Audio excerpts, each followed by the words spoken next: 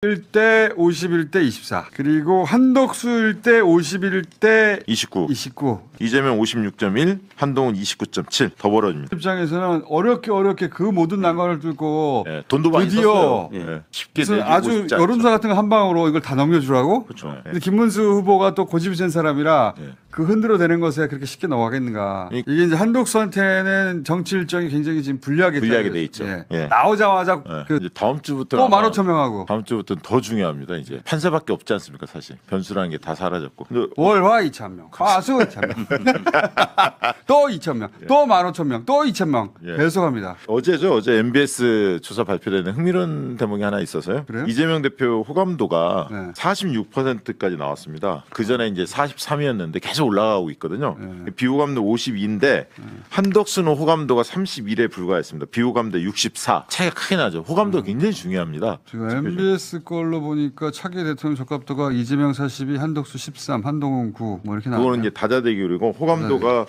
절대평가 방식인데요. 굉장히 중요하다. 가상 대결은 46대 31, 이재명 46, 한덕수 31, 이준석 6 이렇게 나왔는데 중도층에서는 52대 24로 2배 이상. 용산에서 가장 신뢰한다는 MBS가 보수가 가장 신뢰하고 보수가 유리한 수치가 많이 나오는 조사예요. 그러니까 네. 이재명 대표의 호감도가 꾸준히 올라왔다는 게 굉장히 중요한데 그거는 지금의 캠페인이 성공하고 있다는 얘기고 어제 이제 대법원의 그 판결 이 부분이 통하지 않는다. 호감도가 많이 올라왔기 때문에 그런 생각이 듭니다. 실제 지난 1심 결과가 2024년 11월 15일 날 있었는데 그때 바로 직후했던 조사가 여론조사 공정조사인데 그때 오히려 이재명 대표가 유죄 판결이 났음에도 불구하고 오히려 올라갔죠. 예, 올라갔습니다. 43.6%. 그 열받거든요. 2.6%포인트 올랐다는 저는 거고. 대법의 어제 예. 그 판결이 대법이 의도한 바하고는 다르게 결속력을 더 높이고 그렇습니다. 그 민주당 의원들의 결기를 더 네. 편하게 만들었다. 예. 약간 느슨해졌다. 열받았- 예, 사람들이 네. 더 열받아 똘똘 뭉치는 계기가 됐고요. 나 이때 이렇게까지 이재명 지지 안 했어. 그런 약간 중도 성향, 예. 중도 진보 정도 되는 예. 그런 분들이 하는 말을 내가 듣고 그 효과가 예. 역 효과가 크게 나는구나. 그러니까 이제 국민들이 볼 때는 윤석열발 조이대 한덕수가 참여하는 내란 시즌 2가 시작된 거 아닌가 이런 의심이 사법부가 왜 이렇게까지 들죠. 하지?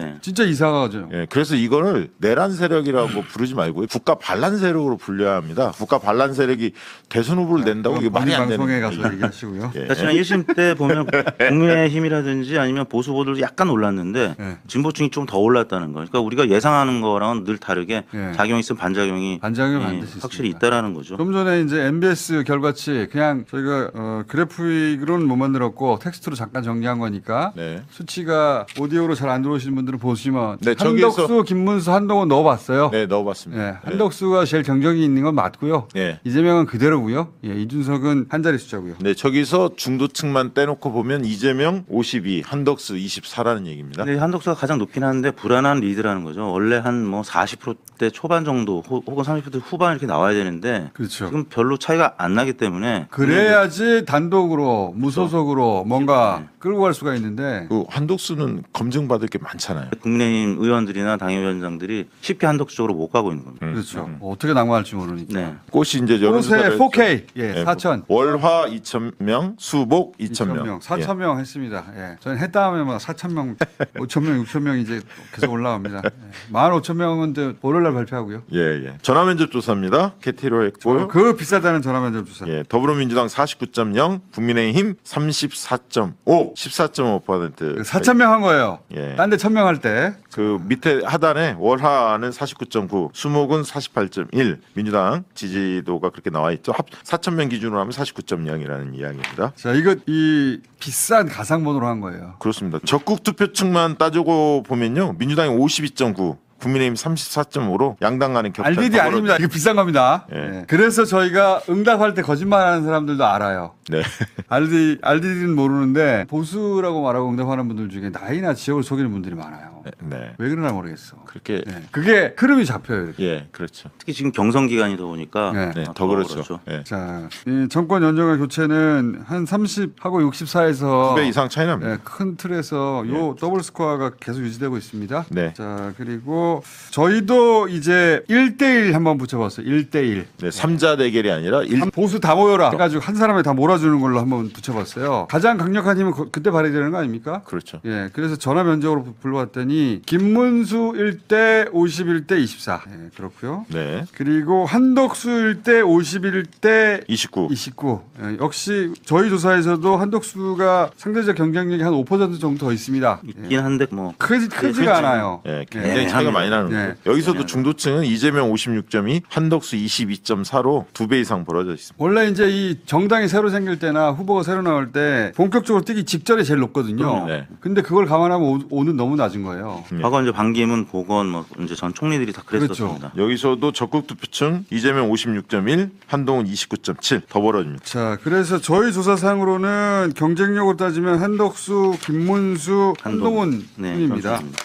예, 대부분 다 그렇게 나오는 것 네, 같습니다. 그 한동훈, 김문수 네. 적합하냐고 물어보면은 한동훈 표가 조금 더 나옵니다. 그렇습니다. 근데 국민의힘 지지층만 놓고 보면 김문수가 김문수가 더 좀 나와요. 앞섭니다. 그러나 무당파에서는 한동훈이 앞서고요. 왜냐하면 두 가지를 합치거든요. 네. 국민의힘 지지층과 무당파. 그래서 여론에서는 팽팽하다. 팽팽하다. 이렇게 봐야 하는데 당심 당원 투표에서는 김문수가 앞설 것으로 보여집니다. 그래서 지금 이제 전문가들 김문수가 더 유력하지 않냐 네. 이렇게들 네. 보고 있습니다. 근데 이제 일반 여론조사를 하면 이렇게 나온다는 거예요. 네. 그다음에 예, 국민의힘 지지층인데 샘플 사이즈가 훨씬 더 많기 때문에 민심도 약간 앞설 가능성이 있고 지정당 없다라는 그렇죠. 분들이 이제 샘플이 좀 적기 때문에 그래서 결국에는 현재 지표는 김문수 후보의 경선 통과 가능성이 한 90% 이상이라고 봐야 되겠습니다. 그럴 경우 한덕수하고 김문수 둘 중에 누가 더 적합하느냐 이게 이제 국민의힘 지지층이 한덕수를 선택한단 말이죠. 그렇죠. 네. 이게 왜냐하면 여론, 김문수는 못 이길 것 같거든요. 왜냐하면 국민의힘 지지층하고 무당파 이 여론조사 방식으로 할 가능성이 높은데 그렇게 봤을 때 국민의힘 지지층에서 한덕수는 57.6, 김문수는 20에 불과했거든요. 그러니까 한덕수로 쏠려 있대. 그래서 지금- 단일화가 제가 볼 때는 쉽지 않게 진행될 가능성이 그렇죠. 높다고 김문수 입장에서는 어렵게 그 모든 난관을 뚫고 예, 돈도 많이 드디어 썼어요. 예. 예. 드디어 국민의힘 후보가 됐는데 네. 쉽게 무슨 내주고 아주 싶지 않죠. 여론조사 같은 거 한 방으로 이걸 다 넘겨주라고? 그렇죠. 예. 그것도 그거는- 11일 전에? 그러니까 11일 전에 다음 주에 예. 되자마자 예. 받아들이기 힘들죠. 근데 이제 김문수 캠프를 구성하는 의원들이 그렇게 하려고 모인 사람들이라 그렇죠. 김문수를 당권 막 흔들어 대겠죠. 예, 당권 장악. 예. 예. 근데 김문수 후보가 또 고집이 센 사람이라 예. 그 흔들어 대는 것에 그렇게 쉽게 넘어가겠는가. 그러니까 진짜. 이번 주말부터 다음 주 초에 한덕수 그 후보와 관련해서 여러 의혹들이 어떻게 터지느냐에 따라서 김문수 스탠스가 많이 달라질 것 같습니다. 김문수는 버틸 거예요. 예. 근데 11일 날 후보 등록이란 말이에요. 그렇죠. 시간이 없어요. 시간이 없어요. 일주일밖에 안 남아. 제가 볼 때는 다 등록하고 나서 끝까지 단일화 그러니까요. 협상을 하자. 단일화 가지고 일주일 만에 결론 난다는 거는 김문수가 바보라는 뜻이거든요. 한 그 본선 등록이 3억입니다. 예, 3억은 써야죠. 날로 먹으려고 하면 안 되지 않습니까? 그래서 정치를 김문수 후보도 하루 이틀 한 게 아니기 때문에 한덕수가 지금 지지율이 이렇지만 그 지지율이 계속 가겠나 그쵸. 이런 생각을 할 거란 말이에요. 여러 의혹들이 그 터져 나오면 지지율이 빠질 거란 말이죠. 그래서 어떤 시점에 해볼만 하다 할 때 전격적으로 여론조사 하자 이렇게 나올 수도 있죠. 당연히. 자, 그리고 한동훈 붙여봤어요. 근데 김문수 표는 국민의힘에서 한덕수 쪽으로 많이 쏠렸다는 얘기죠. 네, 그렇습니다. 자, 한동훈 표는 김문수 표하고 그 속성이 좀 달라요. 네. 달라가지고 일반 여론조사에는 한동훈을 좀 넣었습니다. 왜냐하면 그 더불어민주당 지지층들이 한덕수보다는 한동훈 쪽으로 좀 쏠려 있습니다. 한덕수가 6, 한동훈 19 나오거든요. 한동훈이 더 상대하기 쉽다고 생각해요. 예.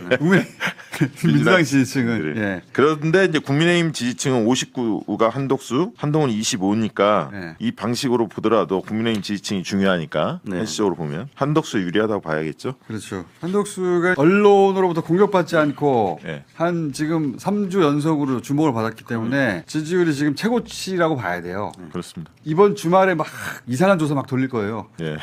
네, 네. 이상한 조사 막 돌려가지고 다음 주까지 한덕수를 끌어올리려고 하겠죠. 예. 근데 다음 주가 월요일 화요일 월요일 날이 쉬는 날 아닙니까? 맞아요. 그래서 전화면접 조사는 못 돌아갑니다. 상담원들이 쉬셔야 하니까 잘 안 ARS 조사 돼가지고 중심으로 나올 것 같고요. 이게 이제 한독수한테는 정치 일정이 굉장히 지금 불리하게 돼 있죠. 예. 나오자마자 예. 그 스포트라이트를 받아야 되는데 쉬는 날이에요. 게다가 이재명 후보 대법 예. 파기환송이 있어가지고 그걸로 다 덮여버렸어요. 그러니까 월요일 날 여론조사 꽃 결과가 많은 사람들이 관심을 가질 것 같고요. 적극 투표층도 저희가 해봤더니 여전히 민주당은 적극 투표층이 91.9가 나온 반면에 국민의힘은 83.8입니다. 그러니까 지지층의 결집도가 확실히 민주당 지지층이 높다. 그러니까 이제 확인됩니다. 이 수치보다 더 큰 격차가 실제 투표하면 벌어진다는 거죠. 투표장에 지진하지만 안 나가는 사람들.